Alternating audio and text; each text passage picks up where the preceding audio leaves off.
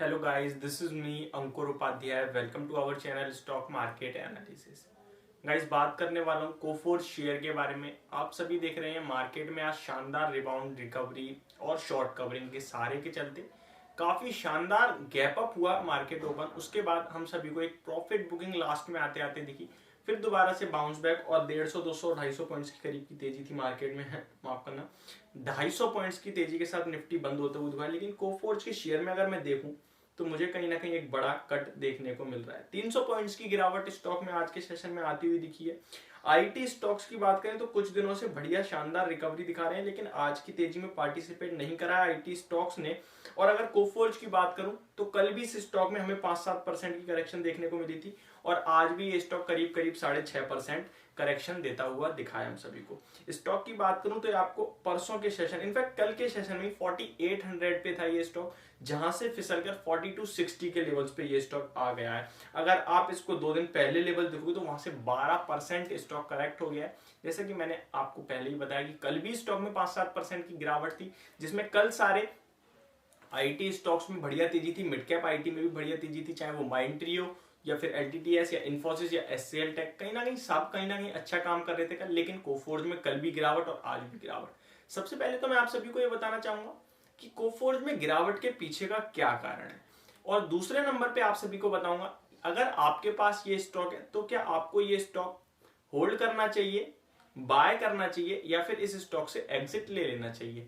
देखिए, ये कुछ ऐसी चीज है, ये कुछ ऐसा स्टॉक जिसमें लोगों का काफी ज्यादा पार्टिसिपेशन रहता है, काफी ज्यादा इंटरेस्ट रहता है. इस स्टॉक में काफी पोजीशंस बनती हुई दिखती हैं. और आज के सेशन में जो इंटरेस्टिंग देखने को मिल रहा है मुझे गिरावट के साथ साथ, वो है वॉल्यूम्स. देखिए, इस स्टॉक में नॉर्मल वॉल्यूम्स मात्र 3 लाख शेयर ट्रेड होते हैं. मैं मात्र कह रहा हूं, बट 3 लाख वॉल्यूम्स काफी ज्यादा है. क्यों?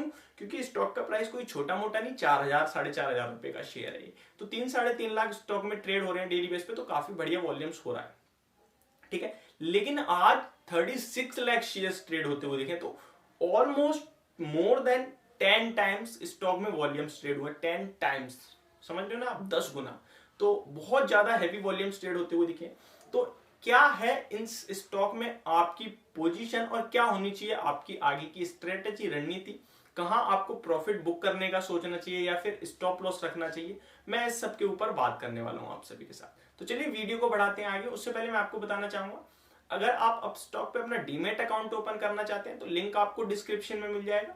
सेकंड थिंग, अगर आपको कोई भी इशू आता है अकाउंट ओपन करने के चलते या फिर कोई भी आपको चीज समझ नहीं आती, तो मेरे साथ आप डायरेक्ट कांटेक्ट में आ सकते हैं, या फिर किसी स्टॉक से रिलेटेड बात करनी है तो आप मुझसे डायरेक्ट बात कर सकते हैं. स्क्रीन पे मेरा व्हाट्सएप नंबर शो हो रहा है, आप वहां पे आके मुझे मैसेज कर सकते हैं. अभी मैं बात करता हूँ स्टॉक में गिरावट के पीछे का कारण क्या है. देखिए, गिरावट के पीछे का कारण अगर आप ढूंढने निकलोगे मार्केट में तो आपको एक दिखेगी बल्क डील, जहां पे सेलिंग प्रेशर आता हुआ दिखा है. अभी आप इसको दूसरी नजरिए से देखो तो ये जो स्टॉक बिकने थे ये बिक गए हैं. तो जो ओवरहैंग, जो लटका हुई थी तलवार, एक होता है कि यार आपको पता है कि उस दिन वो चीज होनी है, तो जब तक नहीं हो, फॉर एग्जाम्पल आज के दिन में कहीं ना कहीं रिजल्ट्स आने थे चुनाव के, तो हर पार्टी के मन में था यार चुनाव आएंगे आएंगे आएंगे. आज आ गए, अब सबका डर खत्म. तो वो इस स्टॉक के संग होता हुआ दिखा. अब आप इसको किस वे में लेते हो कि आज चुनाव आ गए, डर खत्म हो गया, यार रिजल्ट सामने आ रहा है, गिर गया तो आपको डर लग रहा है. तो जो भी आप ले सकते हो, बट मेरे हिसाब से ओवरहैंग था जो खत्म हो गया है. सेलिंग प्रेशर आना था वो आ चुका है. अभी आपको पोजीशन के हिसाब से क्या, कौन से लेवल से क्या नजर रखनी चाहिए, वो मैं आप सभी के साथ शेयर करता हूं. देखिए, इस स्टॉक में मुझे कंटिन्यू 3 महीने के चार्ट में एक नीचे में 4200 के एक टिक लगता हुआ दिखा है, जो कि सपोर्ट के रूप में मैं इसे देख रहा हूं. 6 महीने में वो लेवल ब्रेक नहीं हुआ. इनफैक्ट ये स्टॉक 6 महीने में ऊपर में 4500 और 4800 ही ब्रेक नहीं कर रहा था. स्टॉक ने मार्केट की करेक्शन में 4500 ब्रेक करके 4200 का लेवल्स दिखाया एक दिन स्क्रीन पे, और उन्हीं लेवल्स पे आता हुआ दिख रहा है ये स्टॉक. देखिए, अभी मैं इसमें आपको 2 चीजें बताऊंगा. आपको कंडीशनल बाय करना है और कंडीशनली अपनी पोजीशन को होल्ड रखना है. ये स्टॉक बिल्कुल नेकलाइन पे आ गया है सपोर्ट की. 4200 इसमें बहुत शानदार सपोर्ट है, और उसके नीचे 4000 साइकोलॉजिकल लेवल है. अब 4200 से 4000 का गैप होता है 5% का. 5% का सपोर्ट हो जाता है बड़ा. अभी आपको कैसे प्ले करना चाहिए, सबसे पहले मैं आपको बताना चाहूंगा, आप अपनी जो बाइंग है उसके हिसाब से आपको देखना है. आपका टाइम पीरियड क्या है उस हिसाब से आपको देखना है। अगर आप ट्रेडर हो तो ट्रेडर के लिए एकमात्र स्टॉप लॉस है 4200 का, वो ब्रेक होते एग्जिट ले लो। Trader means trader, not short term buyer, not long term और not medium term. If you are a medium term और short term buyer then you can make your stop loss at 4000। But कैसे, किस तरीके से, मैं आपको समझाने की कोशिश करता हूं।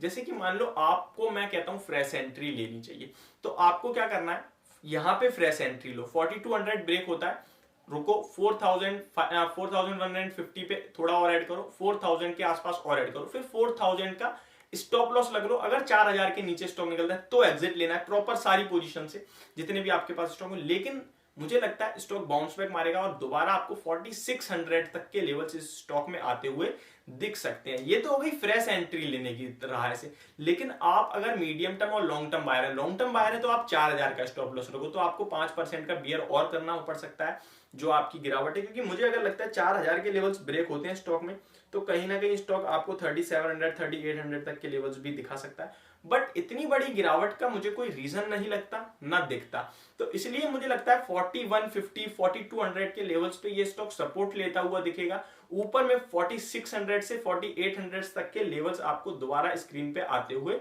दिख सकते हैं। अगर मैं इस स्टॉक की तेजी की बात करूं तो ऊपर में 4800 4850 तक लेवल्स किसी भी टाइम आ सकते हैं आपकी स्क्रीन पे। जो सेलिंग प्रेशर था वो एब्जॉर्ब कहीं ना कहीं होता हुआ दिख रहा होगा मुझे।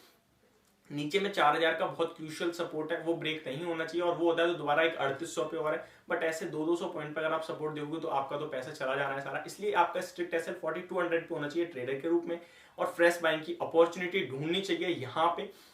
फ्रेश तेजी और जो लंबी तेजी बनेगी वो स्टॉक में 5000 के लेवल्स जब ब्रेक होंगे तो बनेगी। तो 5000 के लेवल्स ब्रेक होने के बाद ये स्टॉक डायरेक्ट 5500 से 6000, जो कि इसके 52 वीक हाई है, वहां तक स्टॉक दिखा सकता है। लंबे समय की बात करूं तो स्टॉक कोई सस्ता शेयर नहीं है, मैं आपको ये भी बता दूं। मैं कह दूं यार ऊपर से 50% करेक्ट हो गया, लेने का मौका ढूंढो, लंबे समय में पैसा डबल करेगा, ये करेगा वो करेगा, तो मैं आपको बताऊं कोई सस्ता शेयर नहीं है, महंगा शेयर है।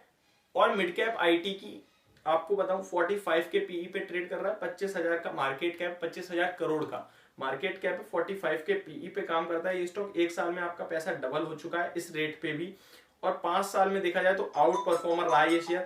400 रुपए वाला शेयर कहीं ना कहीं आपका 4000 प्लस के लेवल्स दिखा रहा है। तो मेरे हिसाब से आपको होल्ड करनी चाहिए पोजीशन, लेकिन एक स्टॉप लॉस के साथ। और अगर आप फ्रेश एंट्री लेना चाहते हैं तो बहुत अच्छी अपॉर्चुनिटी है, बट वहां भी स्टॉप लॉस रखना बहुत ज्यादा कंपलसरी, क्योंकि बड़ी डील है। अगर सेलिंग प्रेशर एब्जॉर्ब नहीं होता तो स्टॉक और ज्यादा करेक्ट हो सकता है। तो ये मेरी वीडियो कोफोर्स शेयर पे, होप आप सभी को समझ में आई होगी और पसंद भी। तो thank you so much for watching this video. Have a great day guys.